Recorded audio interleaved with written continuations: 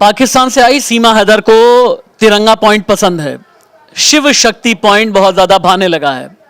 चकपाणी महाराज तो यहां तक कहने लगे हैं कि चंद्रमा पर भी जाकर के हिंदू राष्ट्र बसा दो और जहां पर चंद्रयान उतरा उसे राजधानी बना दो। खैर ये एक अलग सी खबर है, लेकिन सीमा हैदर ने यह भी कहा है कि 23 अगस्त के दिन, यानी जिस दिन चंद्रयान चांद की सतह पर उतरा, जिस दिन लैंडर के से रोवर बाहर आया, हर साल 23 अगस्त के दिन सीमा हैदर रखेंगी व्रत। लेकिन गुलाम हैदर, जो सीमा हैदर का पूर्व पति है, उसका यह कहना है कि सीमा नाटक कर रही है, नौटंकी कर रही है और सीमा ने धोखा देकर के सरहद पार की है। और मेरे बच्चों को, यानी गुलाम हैदर का कहना है कि उसके बच्चों को जो सीमा हैदर के साथ में है, मुल्क से, पाकिस्तान से गद्दारी सिखाई जा रही है। क्या सीमा हैदर ड्रामेबाज है रवीन जी? नहीं, मुझे बिल्कुल ऐसा नहीं लगता कि सीमा हैदर किसी भी तरीके से ड्रामेबाज है।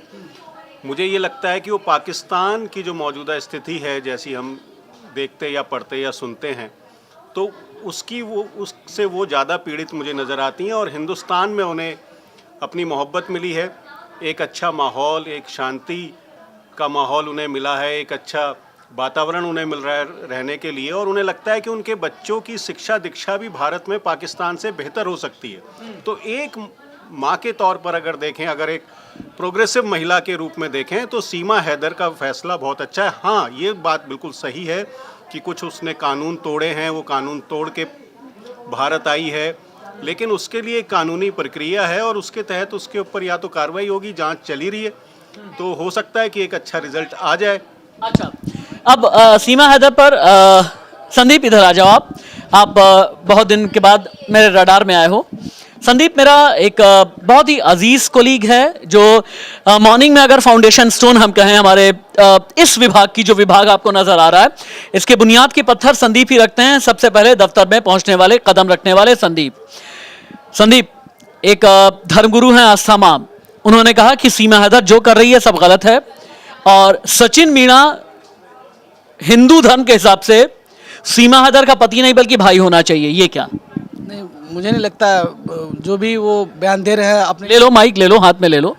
वो जो भी बयान दे रहे हैं अपने हिसाब से हो सकता है उन्हें सही लग रहा हो, लेकिन मुझे नहीं लगता ऐसा कुछ है, क्योंकि मुझे लगता है इसमें सिर्फ प्यार मोहब्बत वाली बात है। और प्यार मोहब्बत के हिसाब से मेरे ख्याल से सीमा और सचिन, तुमने प्यार किया है कभी? बिल्कुल, सबने प्यार किया है कभी ना कभी। मैंने भी नहीं, मतलब शादी से पहले, शादी के बाद? शादी से पहले ही किया है। अच्छा ठीक है, नंबर देना भाभी का। ठीक है, आस्था माँ ये कहती हैं कि सीमा हैदर और सचिन भाई बहन है। नहीं सर, भाई बहन को लेकर तो मैं नहीं कहूँगी कि भाई बहन है। अगर उन्होंने शादी की है तो हमारा हिंदू धर्म ये भी नहीं कहता कि जिससे आपने शादी कर ली है वो आपका भाई हो जाएगा। अच्छा, मैं तुम्हें ये जानता हूँ अंजना कि तुम्हें मुल्क से मोहब्बत है, बहुत पैट्रियोटिक हो, बहुत देशभक्त हो, राष्ट्रवादी किस्म की हो। क्या कभी दिल में ये ख्याल आया कि जिस दिन चंद्रमा पर चंद्रयान की लैंडिंग हुई, अगले साल तुम भी व्रत रखोगी? नहीं सर, ये ख्याल इसलिए नहीं आया क्योंकि ये एक मेरे को जैसे सीमा रख रही है व्रत, उसने कहा है, मैं बोल रही हूँ एक तरीके वो सिर्फ एक प्रोपेगेंडा है और कुछ नहीं है। क्योंकि वो हमारे आपके व्रत रखने से चांद पर नहीं पहुँचे हम, वो हमारे वैज्ञानिकों की उसके पीछे बहुत बड़ी मेहनत है, काफ़ी सालों की तपस्या है, तब जाके चांद पर भारत ने अपना तिरंगा लहराया है।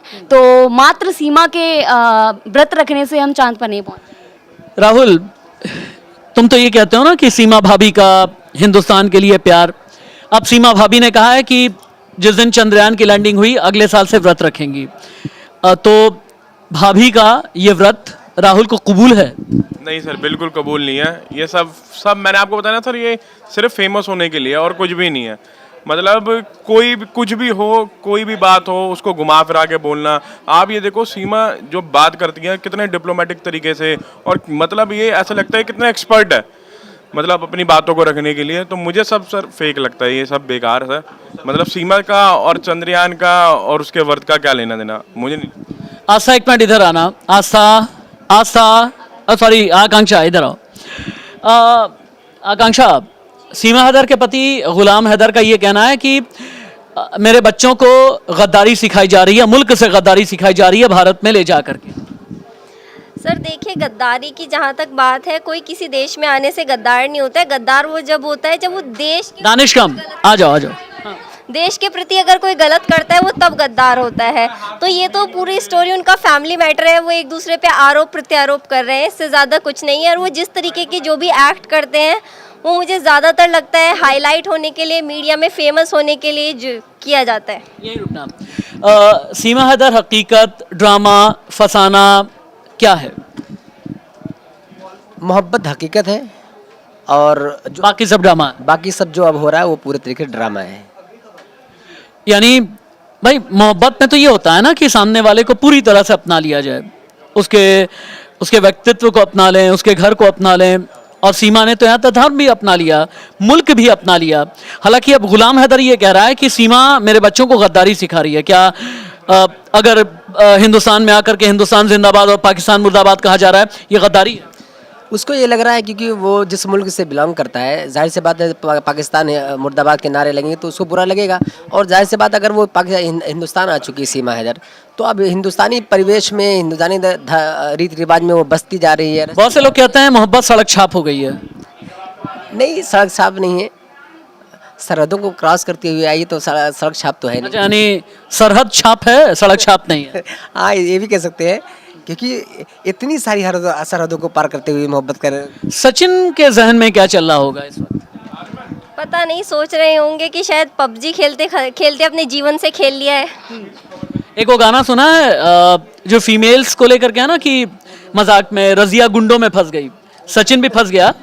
सर लगता तो ऐसा ही है क्योंकि जिस तरीके के उनके हाव भाव हैं उन्हें देख के लगता है कि पहले तो जो भी था किया प्यार मोहब्बत में, लेकिन अब जिस तरीके से सब कुछ हो रहा है, कई लोग साथ दे रहे हैं तो कई लोग खिलाफ भी हैं। कई बार एसटीएफ का घर पे आना जाना हुआ तो लगता तो है कि शायद उन्हें कहीं ना कहीं मन में फील होता होगा कि बहुत बड़ी मुसीबत मोल ले ली है। बेगम अख्तर ने एक बड़ी अच्छी गजल गाई है दानिश शकील बदायूनी की, ऐ मोहब्बत तेरे अंजाम पे रोना आया, जाने क्या बात है कि तेरे नाम पे रोना आया। आज ये गजल सचिन सुन रहा होगा या नहीं? ज़रूर सुनना, अगर नहीं सुन रहा हो तो कुछ सुनना भी चाहिए। क्योंकि वो मोहब्बत तो किया बेचारा, लेकिन फंसता जा रहा है, सवालों में घिरता जा रहा है। दानिश का चेहरा देखिए, मोहब्बत की लाचारी दानिश के चेहरे पर एकदम साफ नजर आ रही है। मोहब्बत में फंसता जा रहा है, लाचार होता जा रहा है, बेजार होता जा रहा है। बेचारा है दानिश? नहीं, बेचारा तो कहेगा बेचारा, वो बेचारा नहीं थोड़ी है, बेचारा बिल्कुल नहीं है।